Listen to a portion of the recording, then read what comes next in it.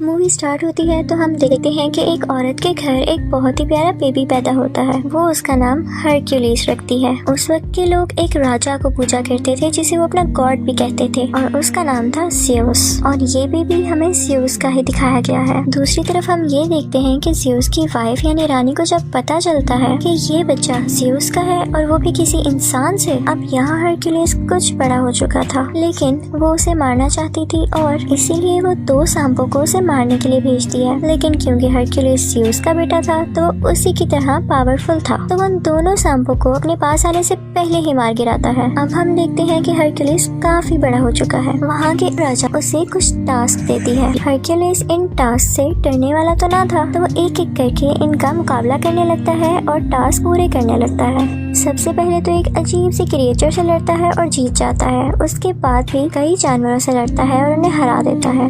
लेकिन एक दिन उसके सामने एक बहुत ही स्ट्रॉन्ग शेर आ जाता है। उस पर कोई तीर भी असर नहीं कर रहा था, लेकिन हरक्यूलिस ने अपनी ताकत से उसे भी मार डाला। फिर हमें एक जगह दिखाई जाती है जहाँ पर कुछ लोगों ने एक लड़के को बुरी तरह से बांधा हुआ था। वो इनफैक्ट हरक्यूलिस का भांजा था। कि तभी हरक्यूलिस वहाँ पर आ जाता है और इन सब लोगों को मारकर अपने भांजे को बचा लेता है। फिर हम देखते हैं कि हरक्यूलिस एक जगह पर बैठा होता है तो दूसरे मुल्क के राजा की बेटी आती है और कहती है कि हमें तुम्हारी जरूरत है। वो कहती है कि हमारे खास लोगों ने ही हमारे साथ चीट किया है और हर तरफ लड़ाइयाँ हो रही हैं जिसकी वजह से लोग मारे जा रहे हैं। वहाँ हरक्यूलिस के साथ एक आदमी बैठा होता है तो वो कहता है कि बीवी हमारे पास वक्त नहीं, हाँ अगर तुम ज्यादा पैसे ऑफर करो तो हम जरूर आ सकते हैं। तो वो शहजादी उनसे कहती है कि जंग में लड़ना तो फख्र की बात होती है। तो हरक्यूलिस उसे कहता है कि हमें हथियार बनाने के लिए पैसे भी तो चाहिए।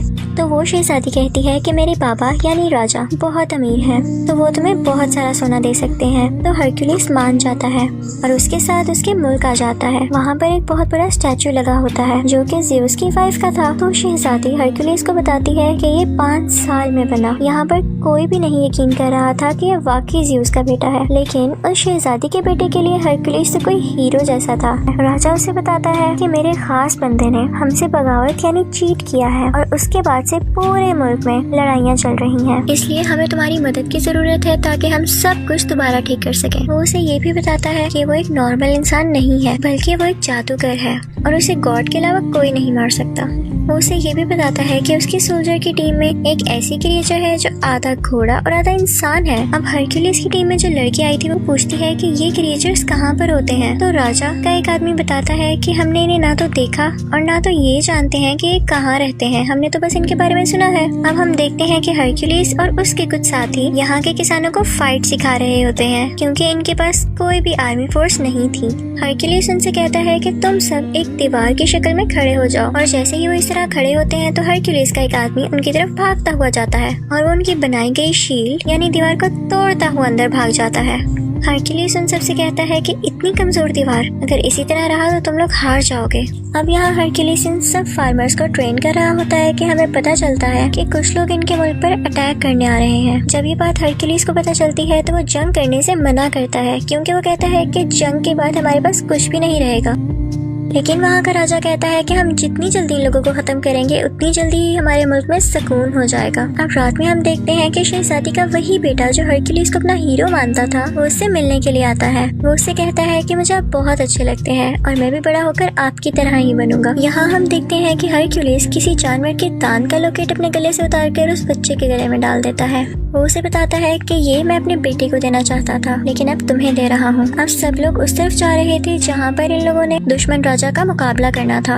रास्ते में ये लोग देखते हैं कि एक जगह पर कटे हुए सर लटके हैं। तो राजा उन्हें बताता है कि वो यहाँ पर हमसे पहले पहुँच चुका था और हमें डराने के लिए उसने यहाँ के लोगों को मार दिया। हरक्यूलिस कहता है कि हम यहाँ से पैदल जाएंगे और सब चलने लगते हैं, लेकिन हरक्यूलिस नोट करता है कि ये डेड बॉडीज आज की नहीं बल्कि कई दिन पुरानी है और ये उनके लिए एक साजिश थी उनका ध्यान इधर उधर करने के लिए। और तभी हम देखते हैं इनके चारों तरफ एक कबीले के कुछ लोग आ जाते हैं। हरक्यूलिस काफी हैरान होता है कि हम तो इनकी मदद कर रहे हैं और ये उल्टा हमें ही घेरे हुए हैं। फिर हमें पता चलता है कि दुश्मन राजा एक जादूगर था और वही इन लोगों के दिमाग को भी कंट्रोल किया करता था। यहाँ पर ये कबीले वाले हरक्यूलिस और उसकी टीम यानी साथियों पर हमला कर देते हैं। इन सब में बहुत लड़ाई होती है और हरक्यूलिस बहुत अच्छी तरह से इनका मुकाबला करता है और सबको मार गिराता है। अब यहाँ का राजा काफी परेशान हो जाता है क्योंकि उसके सिपाही मारे गए थे। हरक्यूलिस उसे कहता है कि मैंने तो आपसे पहले ही कहा था कि अभी ये सब ठीक नहीं है, मुझे अभी भी उनको कुछ सिखाना था। तो राजा उसकी बात मान लेता है,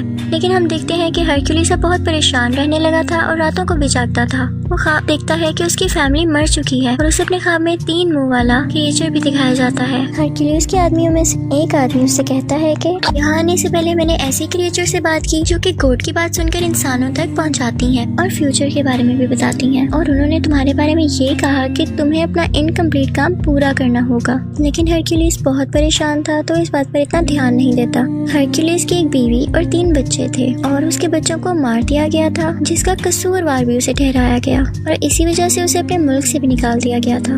ये सब लोग दुश्मन राजा की तरफ पहुंच जाते हैं। देखने से तो ये लग रहा था कि जिन फार्मर्स को हरक्यूलिस ने थोड़ी बहुत लड़ाई सिखाई थी वो ठीक से लड़ नहीं सकेंगे और हार जाएंगे, लेकिन लकीली वो ये जंग जीत जाते हैं। फिर हम देखते हैं कि वो दुश्मन राजा हरक्यूलिस की तरफ बढ़ता है ताकि उसे मार सके। तो हरक्यूलिस फौरन से उसका घोड़ा गिराकर उसे कैद कर लेता है। कैद करने के बाद वो उसे राजा के पास ले जाता है। वो दुश्मन राजा कहता है कि तुमने मुझे बिला वजह कैद किया है, मैंने तुम्हारे मुल्क का कुछ नहीं बिगाड़ा। तो हरक्यूलिस कहता है कि अगर तुमने नहीं किया तो फिर किसने किया है? तो दुश्मन राजा उनसे कहता है कि तुम जरा खुद सोचो, जिस राजा के लिए तुम लड़ रहे हो अगर वो इतना ही अच्छा और ताकतवर है तो उसकी फौज उसके साथ क्यों नहीं है और उसे तुम्हारी क्यों जरूरत पड़ रही है? तुम जिसके लिए लड़ रहे हो वो इंसान ठीक नहीं है। रात को एक इवेंट होता है जिसमें राजा के सर पर ताज रखा जाता है क्योंकि उसने हर जगह कब्जा जो कर लिया था। वहीं पर उसका दुश्मन राजा भी बंधा हुआ था। सब उस पर हंस रहे थे, लेकिन राजा की बेटी यानी शहजादी जब ये सब कुछ देखती है तो उसे बिल्कुल अच्छा नहीं लगता।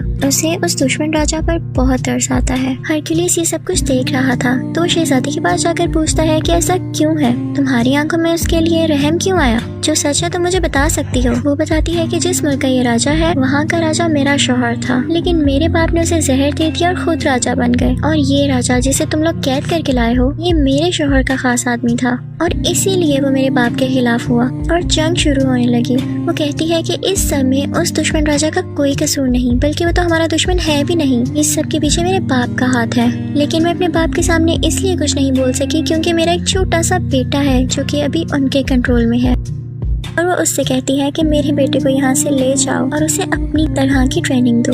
यहाँ राजा का खास आदमी आता है और हरक्यूलिस से कहता है कि आपको राजा ने याद किया है। अब हरक्यूलिस राजा के पास जाता है तो राजा उससे कहता है कि मैं बहुत खुश हूँ कि तुमने आम इंसानों और किसानों को अपनी जंग के तरीके सिखाकर उन्हें जितवा दिया, और देखो आज मैं राजा हूँ। अब आगे से वो लोग दूसरे लोगों को लड़ाई के तरीके सिखाएंगे और आहिस्ता आहिस्ता मैं पूरी दुनिया पर कब्जा कर लूंगा, और ये सब तुम्हारी वजह से हुआ है, तो क्या तुम मेरे खास आदमी बनोगे? हरक्यूलिस सुनकर मना कर देता है तो राजा कहता है कि ठीक है, जैसे तुम्हारी मर्जी। ठीक है, मैं तुम्हें सोना देता हूँ और उसके बाद तुम यहाँ से चले जाना, और मैं राजा बन चुका हूँ तो मुझे तुम जैसे लोगों की अब क्या जरूरत है। अब हरक्यूलिस और उसके साथी वहाँ से अपना सोना लेकर चल पड़ते हैं कि तभी वो देखता है कि उसके आसपास गांव के लोग खड़े हैं। वो लोग काफी उदास दिख रहे थे। दरअसल वो नहीं चाहते थे कि हरक्यूलिस जाए क्योंकि हरक्यूलिस ने उन्हें रहने के तरीके जो सिखाए थे। हरक्यूलिस जैसे ये देखता है वो अपने सोने की थैली फेंकता है और कहता है कि मैं यहीं रहूंगा क्योंकि यहाँ के लोगों को मेरी जरूरत है। हरक्यूलिस का एक साथी कहता है कि आप क्या कर रहे हैं, हमें अपना सोना मिल चुका है और हमें यहाँ से निकलना चाहिए। लेकिन हरक्यूलिस के बाकी साथी भी अपना सोना फेंक देते हैं और हरक्यूलिस के साथ ही रुक जाते हैं,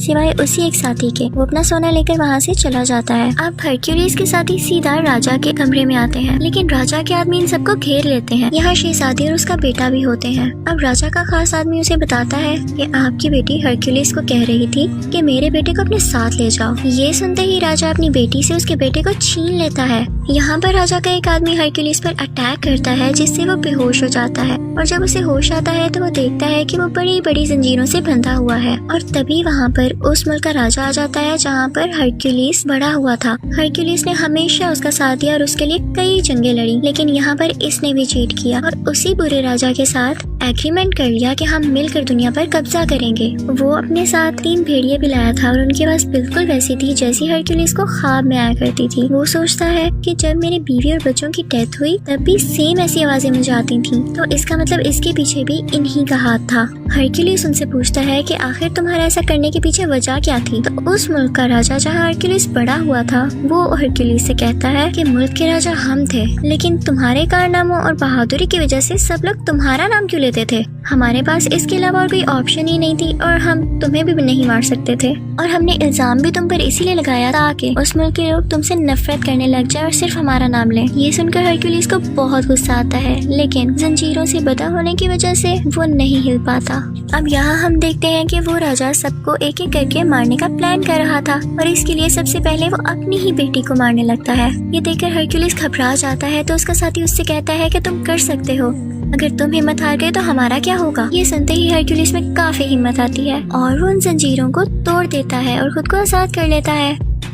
वो फौरन भागकर उस शहजादी के पास जाता है और उसे बचा लेता है। अब वो 3 भेड़िए हरक्यूलिस की तरफ आते हैं और उस पर अटैक कर देते हैं, लेकिन हैरानी की बात यह है कि वो उन तीनों को मार देता है। वो अपने साथियों को और उस बेचारे राजा को, जिसको ये लोग दुश्मन समझ रहे थे, आजाद कर देता है। अब वो दोनों बुरे राजा यहाँ से भाग गए थे, लेकिन हरक्यूलिस किसी तरह से उस राजा को पकड़ लेता है जिसके मुल्क में वो बड़ा हुआ। वो उसे उसी के खंजर से मार देता है, बिल्कुल उसी तरह जैसे उसने इसकी फैमिली को मारा था। इसके बाद वो अपने साथियों को लेकर महल चला जाता है। वो देखता है कि राजा बहुत ज्यादा फौज के साथ खड़ा है और एक आदमी ने शहजादी के बेटे के गले पर खंजर रखा हुआ है। राजा हुक्म देता है कि इस बच्चे को मार दिया जाए, लेकिन तभी वो आदमी वहाँ पर आता है जो हरक्यूलिस का साथी था और सोना लेकर वहाँ से चला गया था। वो फौरन से तीर से उस आदमी को मार देता है जो कि उस बच्चे को मारने वाला था। वो सब उस छोटे बच्चे को बचा लेते हैं, लेकिन अब उस दुश्मन राजा की पूरी फौज इन पर अटैक करने लगती है।